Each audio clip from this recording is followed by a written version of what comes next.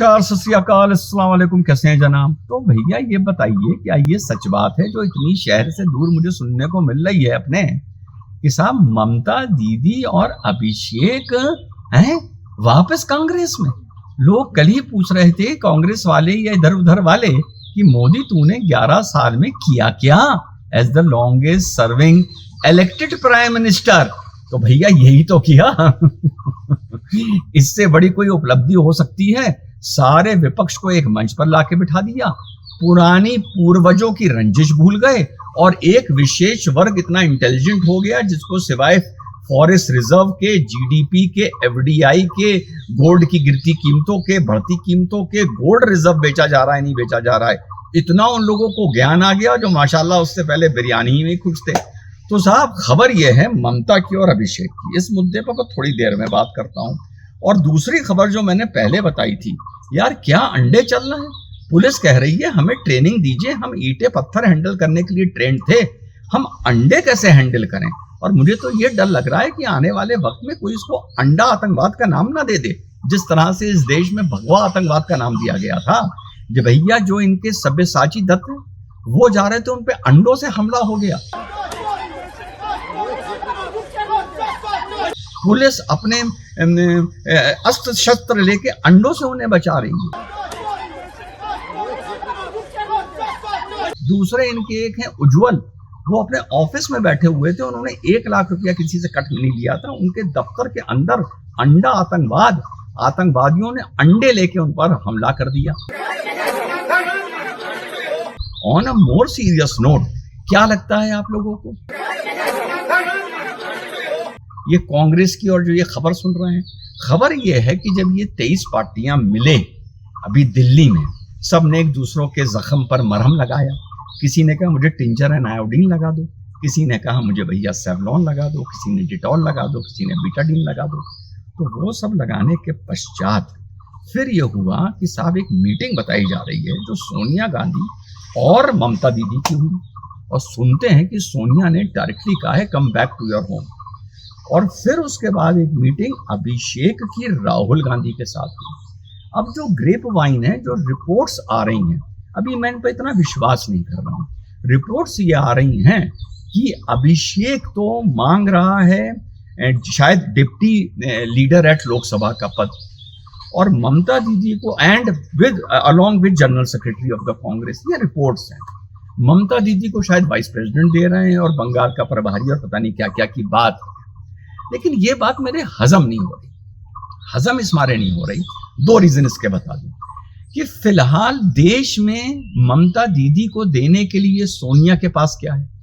सोनिया के पास फिलहाल अपने बेटे को देने के लिए कुछ नहीं है, या बेटे के पास इस उम्र में अपनी मां को देने के लिए कुछ नहीं है। तो इनके हाथ में है क्या? तो ममता दीदी के को देने के लिए इनके पास कुछ नहीं है। On the reverse, West Bengal में कांग्रेस को देने के लिए ममता दीदी के पास क्या है? तो ऑन अ सीरियस नोट है, मैं बार बार कह रहा हूं, वो 40% वोट जो फर्जी था या क्या था, जो फिलहाल गायब हो चुका है, और धरातल पर ममता दीदी का वर्क। और जैसा उत्तर प्रदेश के लिए मैं बार बार बोलता हूं कि ममता दीदी ने इनिशियली जितना भी वोट बैंक छीना था सब कांग्रेस का छीना था, वहीं से भाग के आई थी। अगर अब ये कांग्रेस को ऑक्सीजन देती हैं वेस्ट बंगाल में, तो सबसे पहले कांग्रेस आने वाले वक्त में सीपीआईएम को नहीं खाएगी, भाजपा को नहीं खाएगी, सबसे पहले वो ममता को खाएगी। और ममता को खाने का सबसे आसान तरीका है, ममता का मुस्लिम वोट बैंक में अगर तुमने 50% भी सेंध लगा दी तो समझ लो ममता हमेशा के लिए खत्म हो गई। तो जब भी 2 पॉलिटिकल पार्टी में लेन देन होता है, ये देखा जाता है कौन किसको क्या दे रहा है, और आपस में कुछ बैलेंस बन रहा है कि एक दूसरे को 60 दे रहा है तो दूसरा किसी को 40 दे रहा है। यहां जो देगी ममता देगी, सोनिया के पास देने के लिए कुछ नहीं। ये एक मुझे रीजन लग रहा है कि ये खबर बनकर रह जाएगी और ये कोई धरातल पर एग्जीक्यूट नहीं हो पाएगी। दूसरा पॉइंट ऑफ व्यू, जब कल रात में बैठे बैठे, या टीवी जैसा नहीं है, नेट तो खैर चल रहा है, जब मैं लिख रहा था, पढ़ रहा था, तो एक बात it occurred in my mind. खबर यह है कि ये 19-20 सांसद टूट चुके हैं। भाई साहब लानत की बात है कि अब तो खबर यह है कि यूसुफ पठान भी मुनाफिक हो चुके हैं। अब अगर ये 20 लोग टूट जाते हैं ममता से तो एंटी डिफेक्शन एक्ट इन पर लगता नहीं। लेकिन एक चीज आप लोगों ने देखी होगी, टूट गए, लेटर दे दिया स्पीकर को, लेकिन अभी तक कोई प्रेस कॉन्फ्रेंस नहीं हुई है इन 20 की, और स्पीकर के माध्यम से अभी कोई मजबूत ऑथेंटिक जवाब नहीं आया। रिपोर्ट्स ये बता रही हैं कि स्पीकर ने बोल दिया है कि हम इनको एक घटक दल बना रहे हैं 20 सांसदों का, हम इनको राइट दे रहे हैं, इनका लीडर भी ककोली जी को चुन लिया गया है, लेकिन कोई आधिकारिक बयान नहीं आया है। समझिए बात को। तो कहीं ऐसा तो नहीं कि अगर ममता फिलहाल ऑन पेपर अपने 28 सांसद लेकर, ये दूसरा पॉइंट ऑफ व्यू आप लोगों को दे रहा हूं, 28 सांसद लेकर 100 सांसद कांग्रेस में विलय कर लेती हैं, तो सांसद कितने हो गए? 128। 128 का 2/3 कितना हो गया? Here is the twist.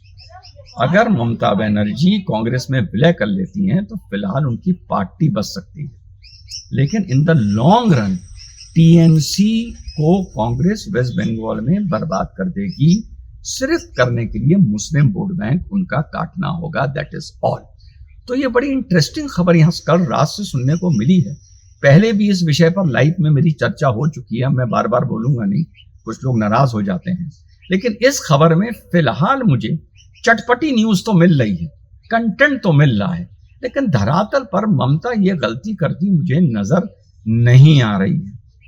एक और पॉइंट ऑफ व्यू है कि ममता को यह पता है कि वो अभिषेक से ये कह सकती है कि बेटा मैं 71 की हूं, जो धरातल पर हाल देखने को मिल रहा है, मैं हूं तो हूं, तेरा परफॉर्मेंस वेस्ट बंगाल में तो देश में राहुल गांधी से भी पुअर रहेगा, क्योंकि राहुल गांधी को एक कभी लल्ला मानकर, पप्पू मानकर, कॉमेडी मानकर बहुत से लोग सीरियसली नहीं लेते हैं, या कोई इतनी खुंदक नहीं है कि उस पर कोई ईंट पत्थर चलाए या अंडे चलाए, या उसके पीछे एक फैमिली की लिनियज चल रही है, एक पेडिग्री चल रही है।